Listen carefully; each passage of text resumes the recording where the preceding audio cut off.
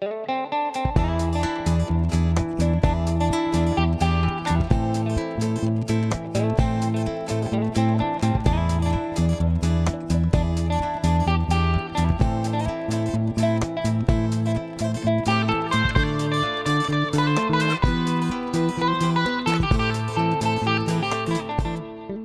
les makers, CrazyDouble. Dans une précédente vidéo, je vous présentais cette machine laser, l'Ortur Laser Master 3, et vu qu'il y a toujours des imbéciles pour faire du tuning sur voiture de sport, je vous présente les améliorations que j'ai faites sur cette machine. La première amélioration est l'ajout ici du petit chariot en fait réglable à molette. Le système d'origine fonctionne très bien, mais voilà, pour une question de praticité et de réglage plus précis, j'ai ajouté le petit chariot. Donc on retrouvait ce système de série sur la Laser Master 2 Pro. Là il s'agit d'une petite option, alors je sais pas si après la marque sortira une version pro équipée, mais en tout cas voilà. Pour ceux qui se posent la question, le petit module est compatible avec la Laser Master 3. Voilà, c'est vraiment bien foutu d'ailleurs. En fait, on a des petites plaques adaptatrices en fonction du modèle Ortur que vous possédez. Ça se monte relativement facilement. La visserie est compatible, enfin la visserie d'origine plus la petite visserie qui est fournie avec. Ça se monte vraiment très bien et voilà, ça permet d'améliorer grandement la facilité de réglage du focus. La deuxième amélioration, en fait, c'est un petit duo. Je voulais un petit rotary module pour la machine. Donc j'en avais eu un fourni avec la Flying Bear, que je vous ai présenté précédemment, qui était relativement mal foutu. Là, on a un beau petit rotary, bien conçu, avec ici possibilité de mettre un goulot hein, si vous faites une gravure de bouteille, ou voilà, tout ce qui est gourde, etc. Voilà, on a vraiment un guidage qui est bien foutu. Donc possibilité de régler l'anthrax entre les rouleaux aussi, hein, comme l'autre machine. En tout cas, voilà un système de rotary qui fonctionne bien. Et forcément, hein, je vous avais évoqué un problème avec la Flying Bear, c'est que la machine était trop basse pour utiliser le rotary module, donc il fallait mettre des cales, etc. Et là, en fait, Ortur vous propose ici en fait des petits pieds, donc foldable feet.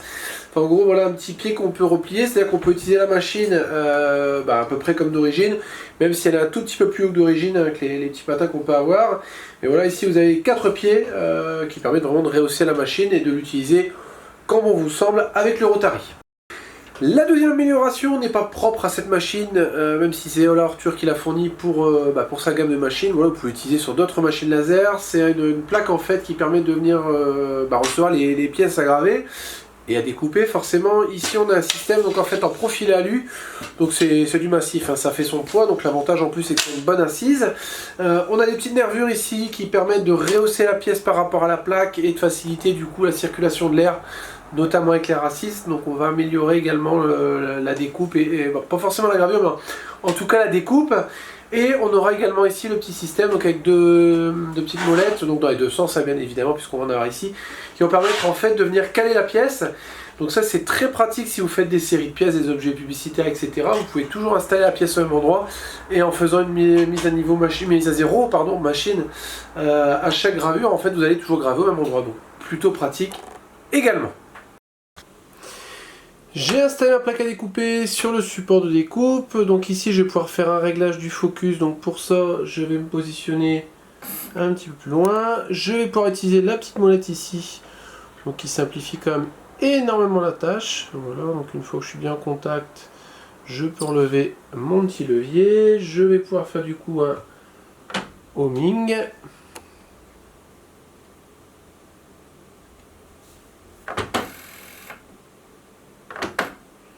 Voilà, je vais activer mon air assist. Et je vais du coup pouvoir lancer mon test de découpe.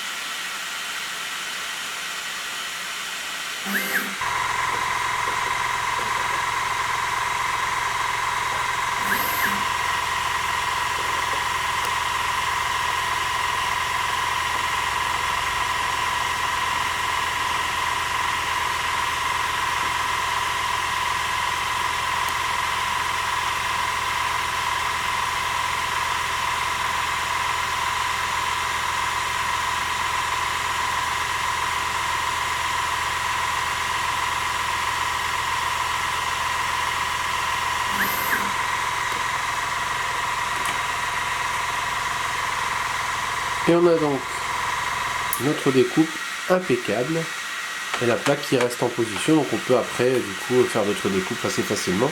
L'avantage, vous voyez, on a déjà une découpe en place. Si je relance une découpe, on va à chaque fois retomber au même endroit puisqu'on aura la petite cale de l'autre côté. Concernant la durée de vie du plateau, bon, on va découvrir un petit peu après les découpes ce que ça peut donner comme dégâts. Alors.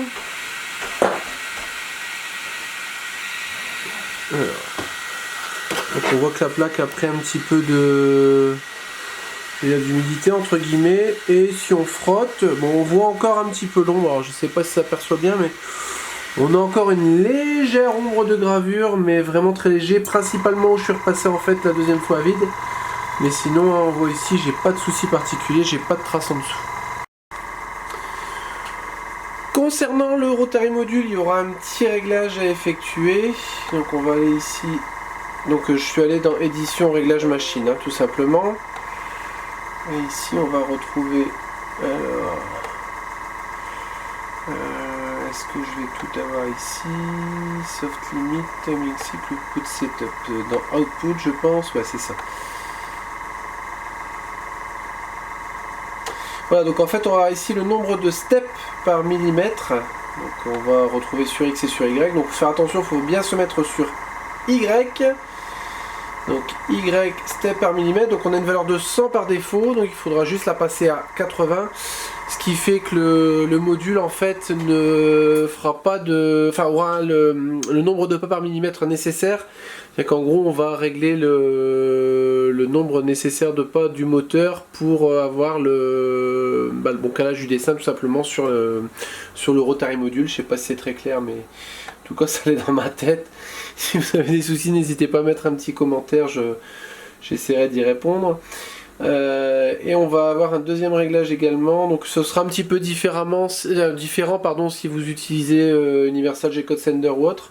Donc on va déjà régler cette valeur là, et la deuxième chose en fait ça va être le homing cycle, c'est-à-dire est-ce que il y a une mise à niveau à zéro des axes en début de cycle ou à l'allumage en tout cas. Tout simplement il n'y en aura pas, puisque là on va avoir un rotary module qui va avoir un mouvement illimité, donc il ne trouvera jamais la butée fin de course qui lui permet de faire le homing.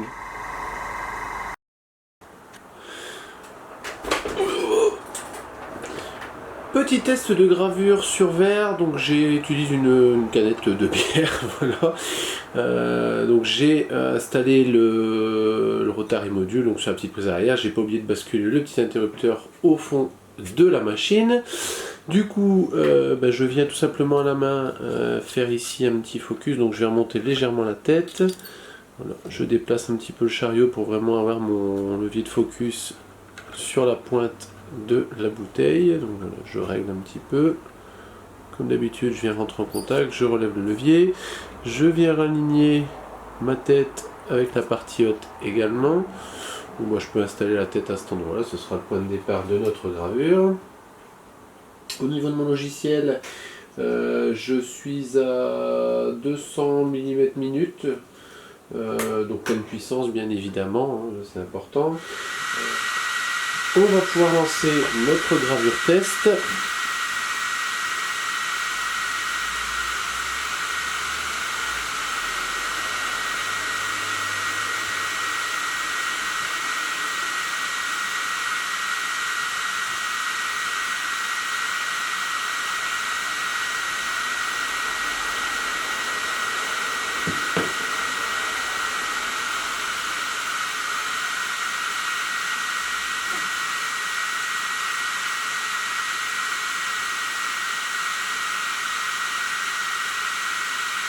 Donc j'ai pas installé des racistes là, parce que le but c'est vraiment que ça chauffe le verre.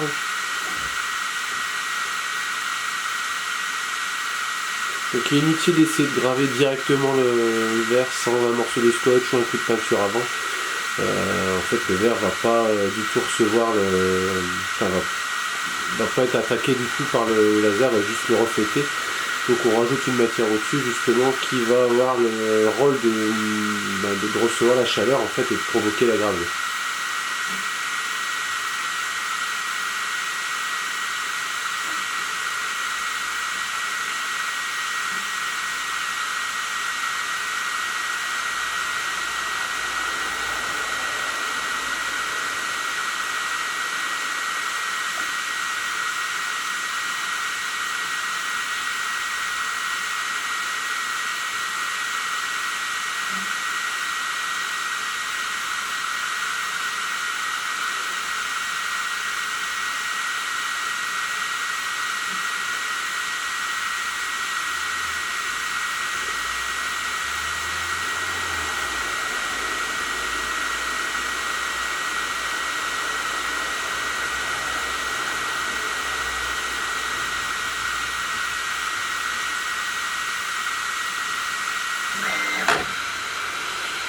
Voilà. Donc en termes de précision, bon, je pense qu'il faut que j'ajuste un petit peu les vitesses de déplacement parce qu'on voit que c'est pas parfait. Hein. On voit les gravures se terminent pas forcément au même point qu'elles ont démarré. Bon, ça c'est un petit ajustement de vitesse. En fait ce qu'il faut c'est que les déplacements entre gravures soient un peu plus lents tout simplement. On va pouvoir du coup enlever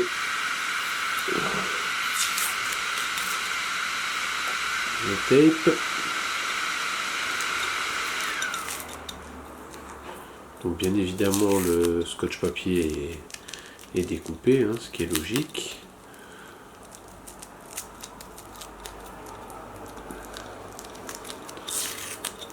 Voilà.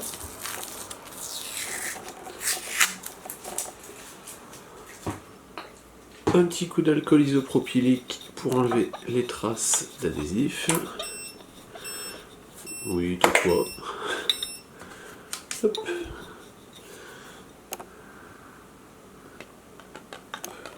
Une bonne petite goutte quand même.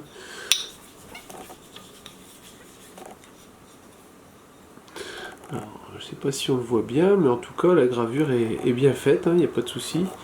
Donc après libre à vous de rajouter un petit coup de peinture, enfin en tout cas déjà de laisser sécher. Hein. La gravure va ressortir en fait en séchant un peu plus. En tout cas voilà, ça fonctionne. Vous l'aurez compris, ces accessoires ne sont pas de simples gadgets pour faire du tuning sur une machine qui est déjà très bien équipée. Le but c'est vraiment de vous ajouter des fonctionnalités ou de vous améliorer en tout cas la qualité de gravure et de découpe.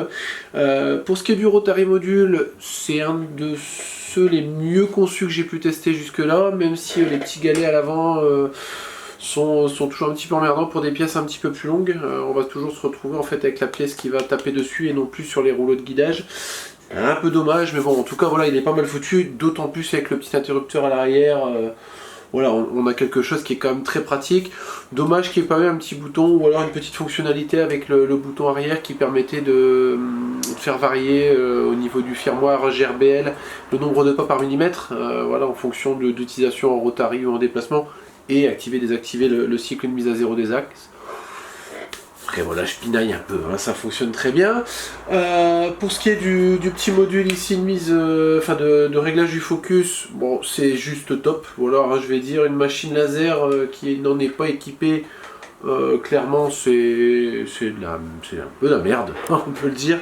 Voilà, non, c'est vraiment très très pratique. La Laser Master 2 Pro en était équipée par défaut. Je suis même étonné que Arthur l'ait pas installé immédiatement, parce que là c'est clairement pas un gadget ou une option selon moi. Voilà, c'est vraiment quelque chose qui devrait être implanté par défaut. Les pieds pliables sont juste indispensables si vous avez le Rotary Module. C'est vraiment ce qui manquait sur la Flying Bear, je vous avais présenté précédemment. Là c'est vraiment très bien conçu, c'est pratique, c'est costaud, c'est esthétique, génial, rien à dire. Et enfin pour la petite plaque, pour le bed, pour la gravure, pareil, hein, c'est quelque chose qui est ultra pratique. Que vous fassiez de la série ou de la petite découpe, voilà le système d'évacuation de l'air assist, en fait la petite grille, ça améliore énormément la qualité de la gravure, ça évite la brûlure en fait par en dessous. Le laser passe, l'air évacue et puis on n'en parle plus.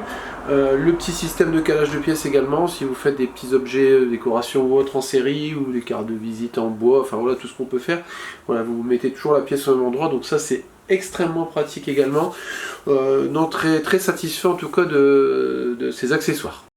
Voilà qui conclut cette vidéo. Si vous avez des questions, des commentaires sur la machine ou sur les accessoires, n'hésitez pas à nous laisser juste en dessous. Likez, partagez, parlez de nous autour de vous. N'hésitez pas à nous rejoindre sur les réseaux sociaux. Et je vous dis à bientôt pour de nouvelles vidéos.